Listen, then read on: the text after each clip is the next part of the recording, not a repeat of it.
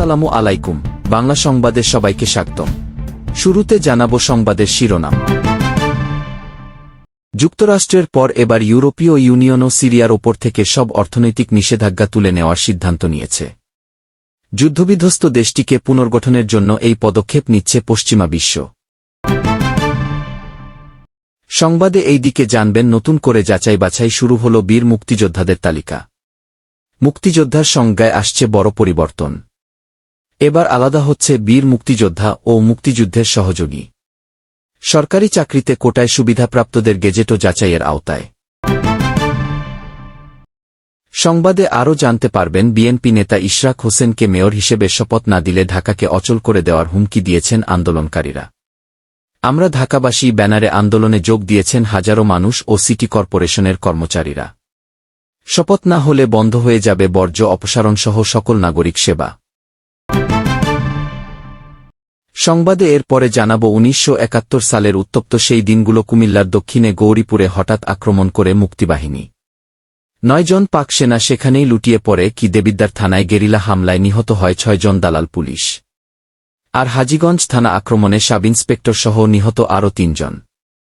একের পর এক প্রতিশোধ নিচ্ছিল বাংলার সাহসী যোদ্ধারা। সংবাদে এই পর্যায়ে জানবেন গাজায় যুদ্ধ থামাতে ইসরায়েলকে যুক্তরাষ্ট্রের হুমকি। যুক্তরাষ্ট্রভিত্তিক প্রভাবশালী পত্রিকা ওয়াশিংটন পোস্টের এক প্রতিবেদন দাবি করছে, ট্রাম্প প্রশাসনের পক্ষ থেকে ইসরায়েলকে স্পষ্ট বার্তা দেওয়া হয়েছে, যুদ্ধ না থামালে সমর্থনও থাকবে না। সংবাদ শেষে জানবেন ইসরায়েল ইরানের পারমাণবিক স্থাপনায় হামলার প্রস্তুতি নিচ্ছে। মার্কিন গোয়েন্দা সংস্থাগুলোর দেওয়া নতুন তথ্য অনুযায়ী তেহরানের বিরুদ্ধে চূড়ান্ত পদক্ষেপ নিতে পারে ইসরায়েল। যুক্তরাষ্ট্রের একাধিক কর্মকর্তা সিএনএনকে জানায়, ইসরায়েল হামলার জন্য প্রয়োজনীয় প্রস্তুতি নিচ্ছে, তবে চূড়ান্ত সিদ্ধান্ত এখনও অজানা। দর্শক শুনছিলেন সংবাদ শিরোনাম, এখন দেখবেন বিস্তারিত। দীর্ঘ ১২ বছর পর অবশেষে বদলে গেল ইতিহাস। ট্রাম্পের ঘোষণার পর ইউরোপীয় ইউনিয়নও সিরিয়ার ওপর থেকে সব নিষেধাজ্ঞা তুলে নিচ্ছে। ফরাসি বার্তা সংস্থা এফপি জানাচ্ছে, ইউর ২৭টি রাষ্ট্র এই সিদ্ধান্তে পৌঁছেছে। মঙ্গলবার ২০ মে ব্রাসেলস বৈঠকে আনুষ্ঠানিক ঘোষণা আসছে।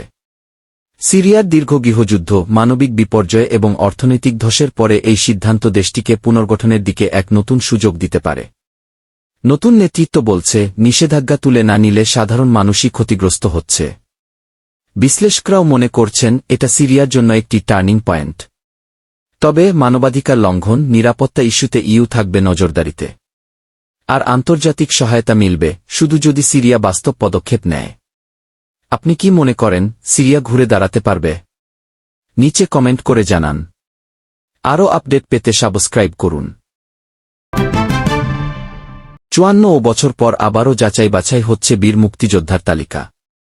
ইতিহাসে এই প্রথমবার যাচাইয়ের মুখে গেজেটভুক্ত নামও। নতুন অধ্যাদেশ অনুযায়ী এবার আলাদা করা হচ্ছে কে প্রকৃত বীর মুক্তিযোদ্ধা আর কে ছিলেন মুক্তিযুদ্ধের সহযোগী। সরকার বলছে, যারা স্বেচ্ছায় তালিকা থেকে সরে যাবেন তারা পেতে পারেন সাধারণ ক্ষমা।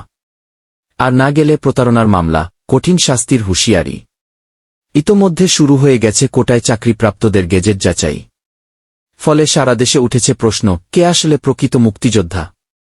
এই উদ্যোগ মুক্তিযুদ্ধকে নতুনভাবে সংজ্ঞায়িত করছে। সশস্ত্র যোদ্ধা ও সংগঠক আলাদা শ্রেণীভুক্ত হচ্ছে। তবে প্রশ্ন রয়ে গেছে, ১৯৭১ সালের প্রাণপণ যুদ্ধের পরে এখন এই যাচাই কতটা ন্যায্য? কে দেবে সেই সময়ের চূড়ান্ত মূল্যায়ন? এই বিতর্কের কেন্দ্রে রয়েছে জাতির আত্মপরিচয় ও ন্যায়ের প্রশ্ন। আপনার কি মত? কমেন্টে জানান। সাবস্ক্রাইব করুন সৈনিক টিভি, সত্য ও সংবেদনশীল সংবাদে আমরা আপসাহীনকে। ঢাকা উত্তাল। ইশরাক হোসেনকে ডিএসসিসির মেয়র হিসেবে শপথ না দিলে বুধবার সকাল ১০টার পর ঢাকাকে অচল করে দেওয়ার হুমকি আন্দোলনকারীদের। আমরা ঢাকাবাসী ব্যানারে আন্দোলনে যোগ দিয়েছেন হাজারো মানুষ। বন্ধ হয়ে গেছে ঢাকা দক্ষিণ সিটি কর্পোরেশনের সব সেবা। নগর ভবনের সামনের রাস্তায় বসে পড়েছেন আন্দোলনকারীরা। তৈরি হয়েছে অস্থায়ী মঞ্চ। গান আর স্লোগানে মুখরিত পুরো এলাকা। কর্মবিরতি ঘোষণা করেছে ডিএসসিসির ৫টি কর্মচারী ইউনিয়নও। নাগরিক সেবার সবকিছু এখন বন্ধ। এদিকে আদালতে চলছে আইনি লড়াই। হাইকোর্টে রিটের রায় আজ ঘোষণা হওয়ার কথা। অথচ আন্দোলনকারীরা বলছেন, আদালতের আদেশ সত্ত্বেও সরকার গায়ের জোরে ইশরাককে মেয়র হতে দিচ্ছে না। ইশরাক ফেসবুকে অনুরোধ করেছেন যেন ভাষাগত শিষ্টাচার রক্ষা করা হয়। কিন্তু তার সমর্থকরা তীব্র স্লোগানে দোষ চাপাচ্ছেন স্থানীয় সরকার উপদেষ্টা আসিফ মাহমুদের উপর, দাবি উঠছে তার পদত্যাগের। সমন্বয়কারী মশিউর রহমান সাফ জানিয়ে দিয়েছেন, বুধবার সকাল 10টার মধ্যে সিদ্ধান্ত না এলে ঢাকা পুরোপুরি অচল করে দেওয়া হবে। ঢাকা কি সত্যিই অচল হয়ে পড়বে? ইশরাক কি আদৌ মেয়র হিসেবে শপথ নিতে পারবেন? আদালতের রায় কি বলবে? এইসব উত্তেজনাকর প্রশ্নের উত্তর জানতে চোখ রাখুন সৈনিক টিভি বাংলায়। 1971 সালের উত্তপ্ত সেই দিনগুলো। কুমিল্লার দক্ষিণে গৌরীপুরে হঠাৎ আক্রমণ করে মুক্তিবাহিনী। 9 জন পাক সেনা সেখানেই লুটিয়ে পড়ে। দেবিদ্বার থানায় গেরিলা হামলায় নিহত হয় 6 জন দালাল পুলিশ। আর হাজীগঞ্জ থানা আক্রমণে সাব ইন্সপেক্টর সহ নিহত আরও 3 জন। একের পর এক প্রতিশোধ নিচ্ছিল বাংলার সাহসী যোদ্ধারা। শালদা নদীর পাশে রেললাইন ধরে আসা রেশনে মুনিশন বোঝাই ট্রলিও ছাড় পেল না।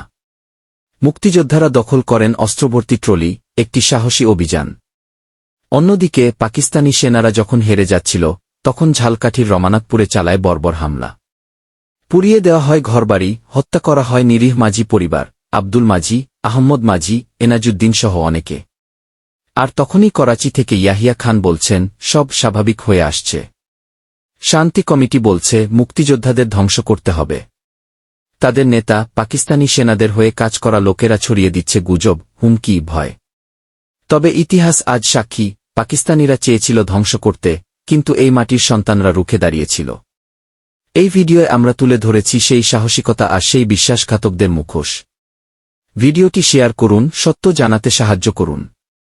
সাবস্ক্রাইব করুন সৈনিক টিভি, যেখানে ইতিহাস কখনো চাপা পড়ে না। ওয়াশিংটন পোস্টের রিপোর্ট অনুযায়ী, গাজায় চলমান সামরিক অভিযানের ব্যাপারে ট্রাম্প প্রশাসন ইসরায়েলকে সরাসরি হুঁশিয়ারি দিয়েছে। সূত্র বলছে, ট্রাম্পের প্রতিনিধিরা ইসরায়েলি নেতৃত্বকে স্পষ্ট জানিয়ে দিয়েছেন, এই যুদ্ধ যদি দ্রুত বন্ধ না করেন, তাহলে যুক্তরাষ্ট্র আপনাদের পাশে থাকবে না। মার্কিন প্রেস সেক্রেটারি ক্যারোলিন লেভিট জানিয়েছেন, প্রেসিডেন্ট ট্রাম্প যুদ্ধের অবসান চান। সম্প্রতি মার্কিন সেনা এডান আলেকজান্ডারকে গাজা থেকে মুক্ত করা হয় ইসরায়েলের নয়, বরং হামাসের সঙ্গে সরাসরি আলোচনার মাধ্যমে। এটি দুই দেশের সম্পর্কে নতুন দূরত্ব তৈরি করছে বলে মনে করছেন বিশ্লেষকরা। ট্রাম্প সম্প্রতি মধ্যপ্রাচ্য সফর করেন, যেখানে তিনি সৌদি আরব, কাতার ও ইউএইর নেতাদের সঙ্গে বৈঠক করেন এবং গাজা পরিস্থিতি নিয়ে উদ্বেগ জানান। তিনি বলেন, মানুষ গাজায় অনাহারে মরছে, এটি আর চলতে দেওয়া যায় না।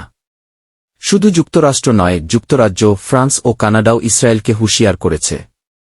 তারা বলছে, ত্রাণে বাধা ও হামলা চালানো হলে নিষেধাজ্ঞা আরোপ করা হবে। তাদের বিবৃতিতে বলা হয়, ইসরায়েলের মানবিক সহায়তা না দেওয়ার পদক্ষেপ আন্তর্জাতিক আইন লঙ্ঘনের ঝুঁকি তৈরি করছে। তবে ইসরায়েলের প্রধানমন্ত্রী বেনিয়ামিন নেতানিয়াহু বলেছেন, এইসব দেশ সন্ত্রাসীদের পুরস্কৃত করছে। যুদ্ধ চলবে যতক্ষণ না শেষ জিম্মিকে মুক্ত করে এবং গাজা নিরস্ত্রীকরণ হয়। টাইমস অব ইসরায়েল এই দাবিকে অবাস্তব বলে উড়িয়ে দিয়েছে। তাদের মতে, যুক্তরাষ্ট্র ইসরায়েলকে একঘরে করবে, এটি ভিত্তিহীন গুজব। এই সংকটের ভবিষ্যৎ কি? যুক্তরাষ্ট্র ও মিত্রদের চাপে কি নতি স্বীকার করবে ইসরায়েল? আপনার মতামত দিন নিচে কমেন্টে। ভিডিও ভালো লাগলে লাইক দিন ও শেয়ার করুন। মধ্যপ্রাচ্যে উত্তেজনা চরমে। নতুন গোয়েন্দা তথ্য বলছে, ইরানের পারমাণবিক স্থাপনায় হামলার প্রস্তুতি নিচ্ছে ইসরায়েল। আর এই তথ্য পেয়েছে স্বয়ং যুক্তরাষ্ট্র। সিএনএনকে দেওয়া তথ্য অনুযায়ী, ইসরায়েল বিমান মহড়া চালিয়েছে এবং গোলাবারুদ ছড়ানোর মতো স্পষ্ট প্রস্তুতি নিচ্ছে। তবে হামলা কি আসলেই ঘটবে? যুক্তরাষ্ট্রের কর্মকর্তারা বলছেন, সবকিছু নির্ভর করছে ইরানের ইউরেনিয়াম সমৃদ্ধকরণ নিয়ে আলোচনার উপর। যদি কূটনীতি ব্যর্থ হয়, তাহলে যুদ্ধের দ্বার খুলে যেতে পারে। ইরানের সর্বোচ্চ নেতা খামেনি স্পষ্টভাবে বলেছেন, আমরা ইউরেনিয়াম সমৃদ্ধ করবই। এই অবস্থানেই বিপদ আরও ঘনীভূত হচ্ছে। আপনারা কি মনে করেন, ইসরায়েল সত্যি ইরানে হামলা চালাবে? কমেন্টে জানাতে ভুলবেন না। এমন আরও আপডেট পেতে সাবস্ক্রাইব করুন।